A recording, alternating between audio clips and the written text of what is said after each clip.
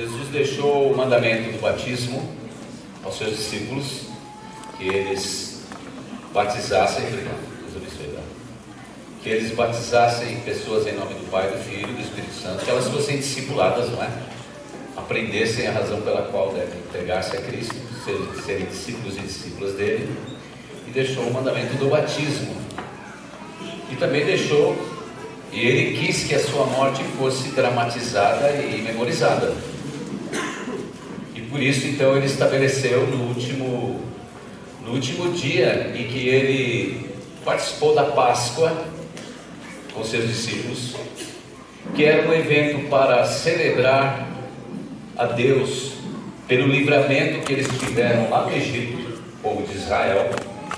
O povo de Israel foi preso no Egito durante 400 e poucos anos, e o Senhor, por meio de Moisés, seu irmão Arão, os tirou lá daquele cativeiro, porque tinha uma promessa para eles em Canaã. E na noite em que Deus tirou o seu povo do Egito, Deus falou para Moisés que eles deveriam matar um cordeirinho, cada família, de acordo com o tamanho da família, poderia dividir com outra, e passar o sangue do cordeiro no batente, na verga da porta, nos umbrais, no limiar da porta, para que quando o anjo destruidor, que viria com a última praga, quem assistiu aí o filme, os 10 mandamentos, conhece bem sobre isso. Quando ele viesse, o anjo destruidor, enviado por Deus, para matar todo o primogênito na terra do Egito, porque Faraó era o Deus supremo do Egito, e o filho dele seria o herdeiro do seu trono. Ele se chamava Deus. Ele trazia para si o título de divindade: eu sou Deus. E Deus, para mostrar que ele não é Deus, ou que ele não era Deus, e nenhuma das outras coisas que eles adoravam, como o rio Nilo, como o Deus Ra, que era o sol, e tantas outras coisas que eram politeístas, adoravam vários deuses. Para eles cada elemento da natureza era um Deus. E nós sabemos que a criação é o Senhor quem criou. Ele é o Criador, e somente Ele é Deus. E diz a palavra que Ele, com relação à sua glória, Ele não a divide com ninguém. Então Deus disse: olha, vocês vão passar sangue de um cordeiro sem manchas, um cordeiro de um ano, e esse cordeiro vai ser, o sangue dele vai ser passado na porta. Quando o anjo passar e vir o sangue, ele passará por esta casa e não a cometerá de morte. Na casa onde houver o sangue do animalzinho, não haverá morte. E é claro que a Páscoa dos judeus apontava para Cristo. É por isso que João, o Batista, o profeta, o último profeta por ministério, quando viu a Jesus se achegando no Rio Jordão, ele diz: eis aí o que? O Cordeiro de Deus, que tira o pecado do mundo. Os judeus não entenderam nada. Como assim que nosso Messias é Cordeiro? O nosso Messias é rei, o nosso Messias vem para depor César, vem para tomar o poder. Cordeiro a gente sacrifica pelos nossos pecados, mas foi isso mesmo que Jesus veio fazer: morrer pelos nossos pecados e vencer a morte em sua morte e nos dar vida. Então, quando eles estavam celebrando a Páscoa, que era uma vez por ano que acontecia, Jesus simplesmente pega um dos elementos da Páscoa, pega o pão. Provavelmente haviam 3 pães na Páscoa: Abraão, Isaque e Jacó. Isaque era o pão do meio. Provavelmente ele pegou o pão do meio, que o representava. Em Romanos você vê que Isaque é o tipo de Cristo também, como José, outros tantos personagens da Bíblia são arquétipos de Cristo. Pegou o pão, pegou o cálice. Haviam 4 cálices da libertação, da bênção, da redenção. Ele pega o terceiro cálice, o cálice da redenção, que dizia respeito a ele mesmo. E os discípulos ficaram atônitos, porque naquela noite, naquele dia, ele mudou o propósito da Páscoa. E ele diz: está vendo esse pão?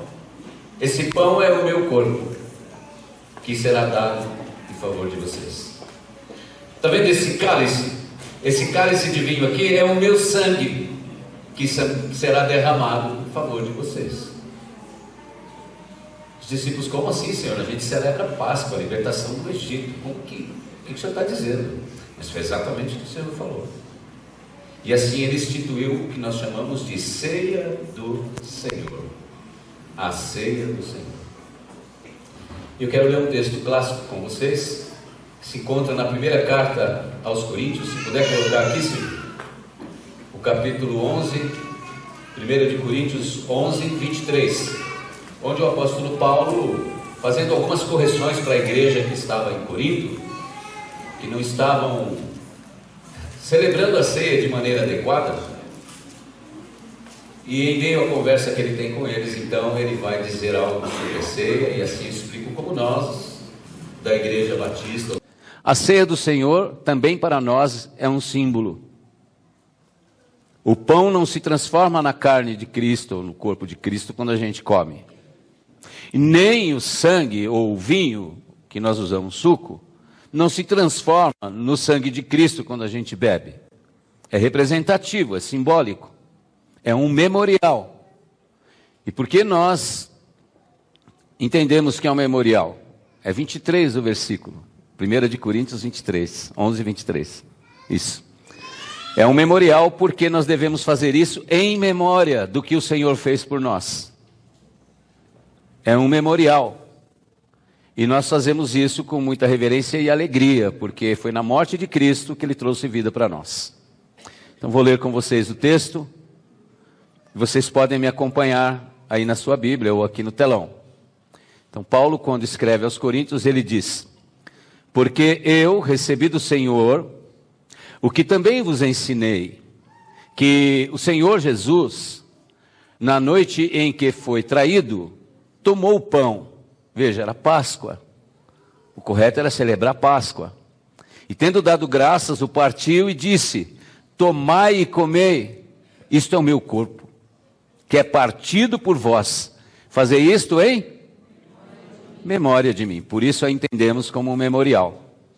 Depois diz, semelhantemente também, depois de cear, tomou o cálice, dizendo: esse cálice é o Novo Testamento, ou a nova aliança, que Deus fez com a humanidade, e uma vez por todas, última aliança, que é em Cristo. Esse cálice é o Novo Testamento no meu sangue.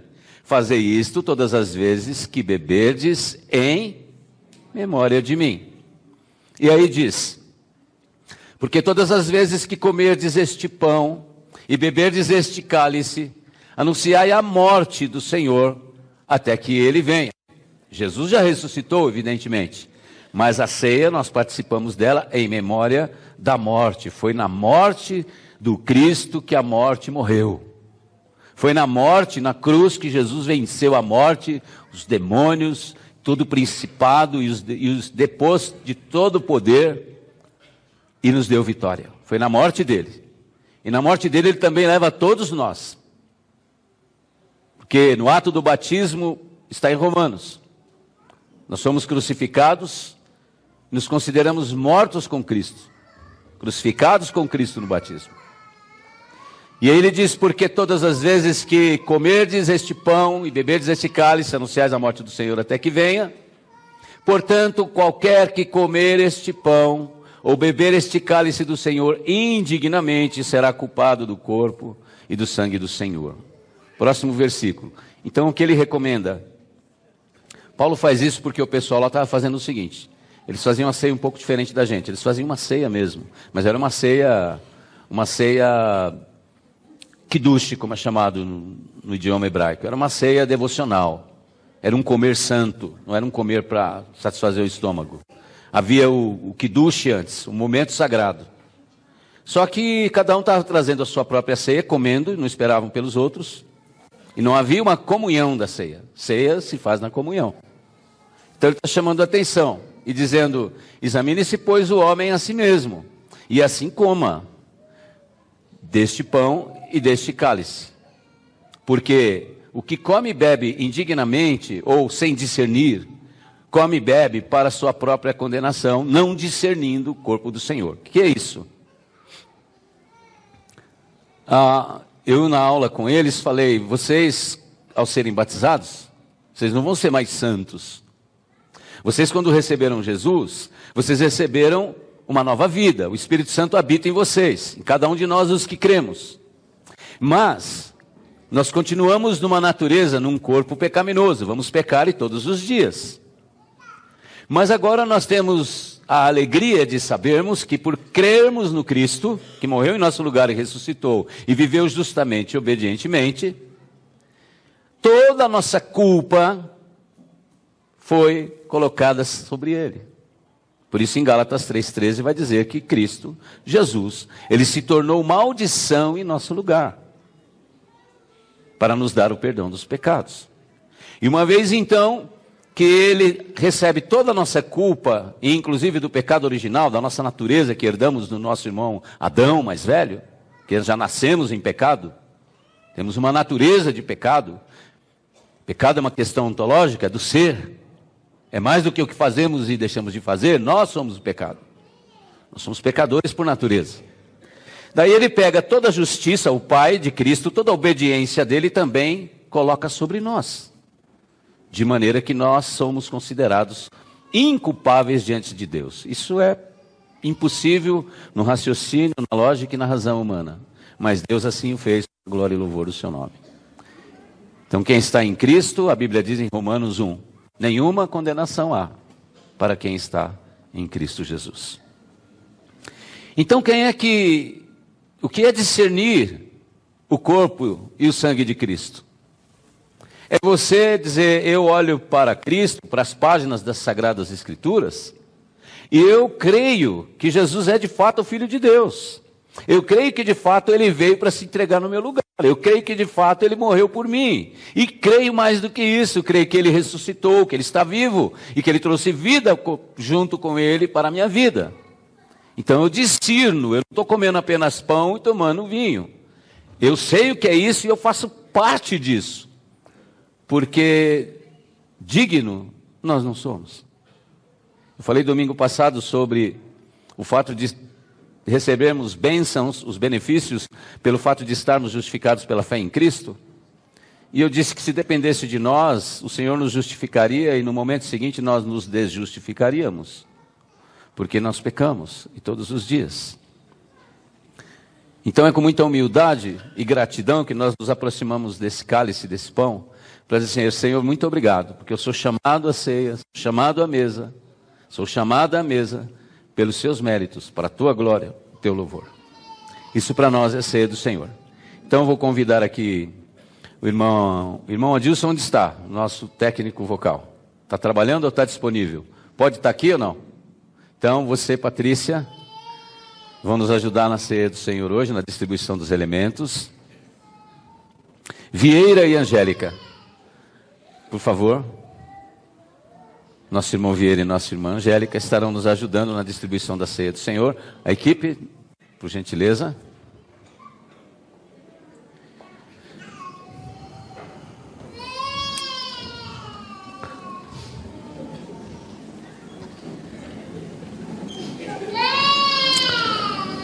Para nós, quem deve participar da ceia? Toda e qualquer pessoa que tenha plena convicção que Jesus Cristo é teu Senhor e Salvador, que tenha sido batizado e batizada, que esteja em comunhão com Deus, por causa dessa justificação e com a igreja. E é claro que eles não vão ficar perguntando nada para você. Você faça o seu exame e você é que vai saber se você deve ou não tomar do pão e do cálice. Se você é de Cristo, se você crê nele, se você tem ele como seu Senhor e como seu Salvador, eu recomendo que você tome. Ah, pastor, mas eu estou numa situação ruim, eu estou numa situação em que eu cometi um pecado essa semana e eu não pedi perdão ainda. A ceia não tem a ver com pecado. A ceia é um ato espiritual, uma ordenança que Jesus deixou para a sua igreja, para que nós façamos em memória dele, com muita gratidão no coração. Eu só não te convidaria a participar se você disser, não creio no Cristo, não creio que ele morreu em meu lugar, não creio que ele ressuscitou, eu creio em Jesus apenas como um homem. Então aí eu diria, então não é o momento talvez. Quem sabe num momento que Deus tocar o teu coração. Mas fique à vontade. Então, ao som do louvor, os irmãos vão distribuir os elementos da ceia.